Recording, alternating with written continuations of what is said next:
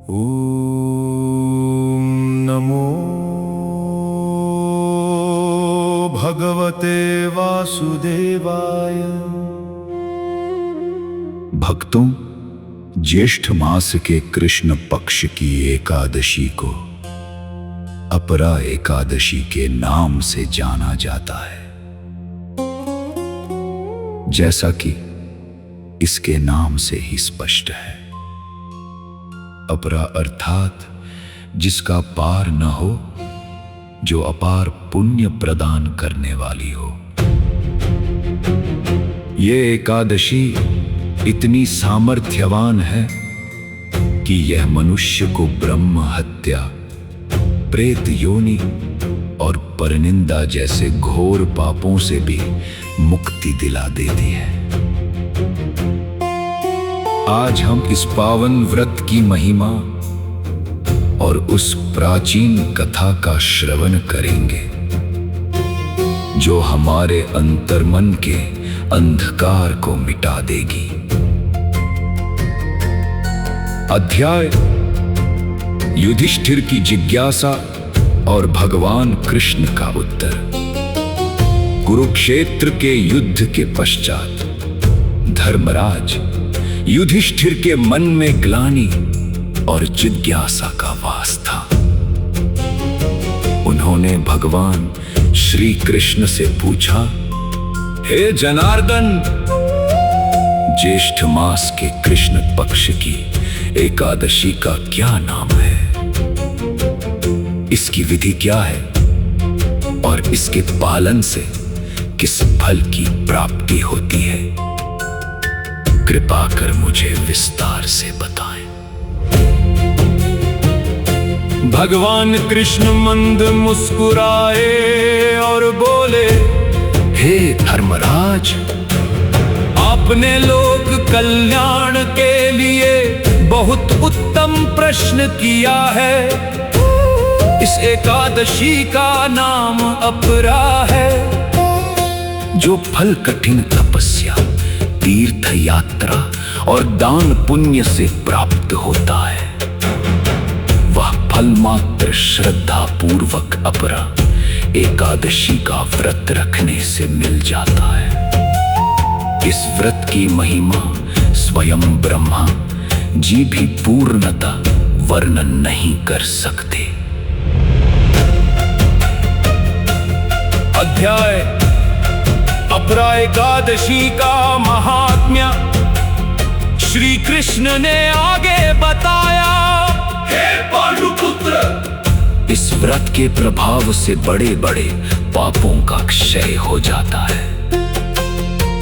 यदि किसी ने अनजाने में ब्रह्म हत्या की हो, तो यह व्रत उसे दोष मुक्त करता है। झूठी गवाही देने वाला, पर निंदा करने वाला या शास्त्रों का अपमान करने वाला व्यक्ति भी इस व्रत से शुद्ध हो जाता है। जो फल सूर्य ग्रहण के समय स्वर्ण दान करने से मिलता है, या जो फल गया जी में पितरों का पिंड दान करने से मिलता है, वही अक्षय पुण्य इस एकादशी के उपवास से प्राप्त होता है। यह व्रत अज्ञान के अंधकार को मिटाकर जीवन में ज्ञान का दीप प्रज्वलित करता है।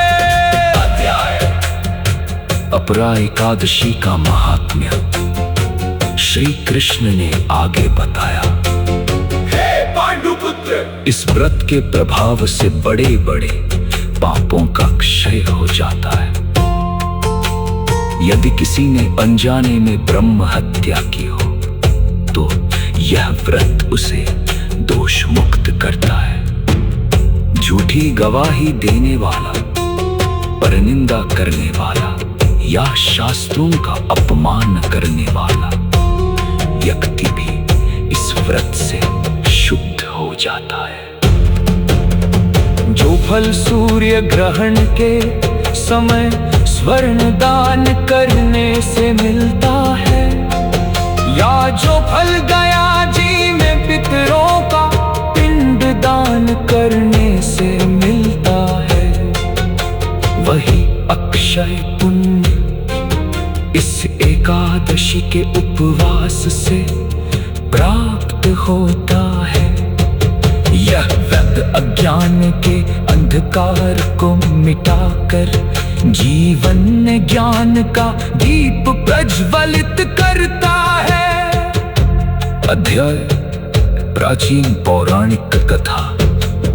राजा महिध्वज का उद्धार। प्राचीन काल में महिध्वज नाम के एक धर्मात्मा राजा थे। वे अत्यंत दयालु और न्याय प्रिय थे। उनका एक छोटा भाई था जिसका नाम वज्रध्वज था।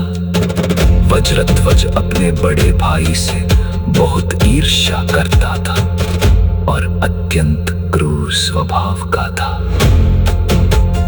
एक दिन अवसर पाकर वज्रध्वज ने राजा महिध्वज की हत्या कर दी और उनके शव को एक जंगली पीपल के पेड़ के नीचे गाड़ दिया।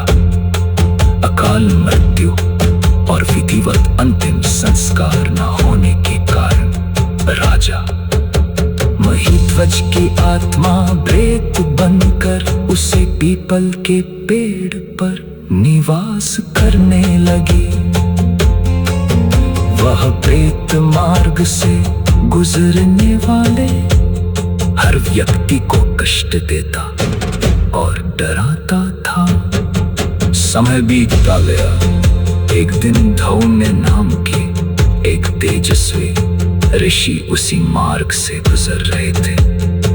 अपनी दिव्य दृष्टि से उन्होंने समझ लिया कि यह प्रेत कोई और नहीं बल्कि पुण्यात्मा राजा महिध्वज है, जो अपने भाई के पाप के कारण इस दुर्गति को प्राप्त हुए हैं। ऋषि को राजा पर दया आ गई। उन्होंने प्रेत को पीपल की पेड़ से उतारा और उसे धरलोक विद्या का उपदेश दिया। ऋषि धौम्य ने राजा की मुक्ति के लिए स्वयं अपरा एकादशी का व्रत रखा और उस व्रत का संपूर्ण पुण्य राजा महिध्वज की आत्मा को दान कर दिया। व्रत का पुण्य प्राप्त होते ही राजा महिध्वज प्रेत योनि से मुक्त हो गए। दिव्य देह धारण कर वे स्वर्गलोक जाने लगे। प्रस्थान करते समय उन्होंने ऋषि धौम्य को प्रणाम किया और कहा, हे ऋषिवर, आपकी कृपा और इस महान एकादशी के पुण्य से ही आज मुझे नरक के कष्टों से मुक्ति मिली है। अध्याय व्रत की विधि और नियम। अपरा एकादशी का व्रत केवल भूखा रहना नहीं है, बल्कि ये मन और इंद्रियों के शुद्धिकरण का पर्व है। दशमी नियम। दशमी की रात्रि से ही तामसिक भोजन का त्याग कर देना चाहिए। एकादशी के दिन सूर्योदय से पूर्व उठकर स्नान करें और भगवान विष्णु की प्रतिमा के सम्मुख व्रत का संकल्प लें। भगवान को पीले पुष्प, तुलसी दल, धूप दीप और नैवेद्य अर्पित करें। विष्णु सहस्र नाम का पाठ करना अत्यंत फलदायी होता है। रात्रि में सोए नहीं, बल्कि भजन कीर्तन और हरि नाम का जाप करें। द्वादशी के दिन ब्राह्मणों को भोजन कराकर और दान दक्षिणा देकर ही अपना व्रत खोलें। आध्यात्मिक संदेश। खबरा एकादशी हमें यह सिखाती है कि चाहे भूतकाल में हमसे कितने भी बड़े अपराध क्यों न हुए हो, यदि हम सच्चे मन से प्रायश्चित करें और प्रभु की शरण में आए तो मुक्ति संभव है। यह आशा का व्रत है, यह सिखाता है कि साधु संतों की संगति और धर्म का मार्ग कठिन से कठिन परिस्थितियों को भी बदल सकता है। भक्तों, अपरा एकादशी का यह पावन प्रसंग हमें स्मरण कराता है कि भगवान विष्णु की करुणा अपार है। जैसे ऋषि दाम्य ने एक भटकी हुई आत्मा को मार्ग दिखाया, वैसे ही यह एकादशी हमारे जीवन को सही दिशा देती है। इस व्रत को करने वाला व्यक्ति न केवल स्वयं को बल्कि अपने पितरों को भी कष्टों से मुक्त कर देता है। मिट जाते हैं सब पाप जब आए एकादशी का पावन द्वार। विष्णु कृपा से महक उठे भक्त का यह सारा संसार। भक्ति भाव से जो जपे प्रभु का पावन नाम, अज्ञात और मुसाफिर को मिले चरणों में विश्राम। जय श्री हरि विष्णु, जय श्री हरि विष्णु, जय श्री हरि विष्णु।